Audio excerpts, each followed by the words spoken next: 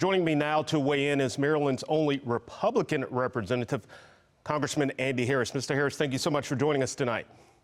Good to be with you. Yes, sir, absolutely. So certainly a historic day, right? As the president says, Iran's supreme leader, Ayatollah Ali Khamenei, has been killed. He's been in power since 1989. So what's the global impact of this announcement? Well, look, the death of the leading terrorist sponsor in the world is certainly good news for civilized world. The bottom line is that Iran was not negotiating in good faith. They really haven't since the nuclear deal under President Obama.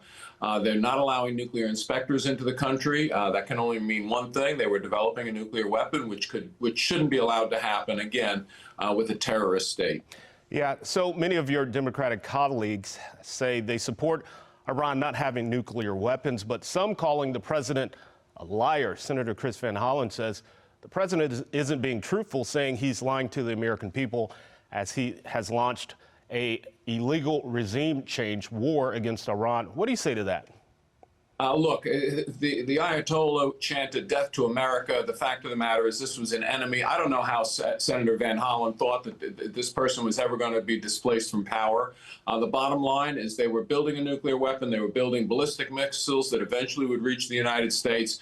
There was no alternative. I'm glad that the president, again, removed this evil from the world. Yeah, and Senator Angela Brooks also saying the president is being misleading to the American people, because the U.S. did strike Tehran last June and destroyed their nuclear program.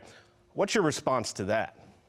Well, she'd have to explain why Iran was not allowing nuclear inspectors in at this point. There's only one reason why they weren't allowing nuclear inspectors in. They obviously had remnants of a nuclear program, and they were going to develop it into a nuclear weapon. Again, you know, it's naive to believe there was any other way to diplomatically solve this process when they backed out of the negotiation process and then did not allow nuclear inspectors into the country. Yeah, so both Van Hollen and also Brooks are calling on senators to return to Washington to vote on the War Powers Resolution.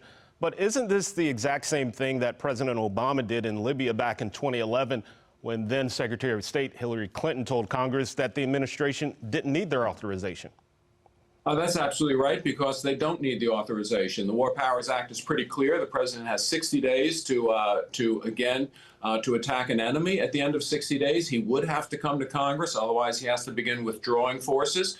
But this will be way over before 60 days. So again, it's just naive to believe that this was avoidable in any way. This had to be done, and thank goodness President Trump had the nerve to do it. Yeah, so you don't see this being a long-term operation? Not at all. On the very first day, you have actually removed the leader. The bottom line is I think this will be over relatively quickly, not in hours, but in days. But again, the stunning success on the first day was pretty remarkable. Yeah, Congressman, the last question. The president has told the people of Iran now is their time to seize control of their destiny. What does that look like? Well, hopefully it's the return of a democracy to Iran, which they sorely have missed over the past 40-plus years. The bottom line is it's time for democracy to arrive in Tehran, to displace the theocracy, and again, to stop sponsoring terrorism around the world.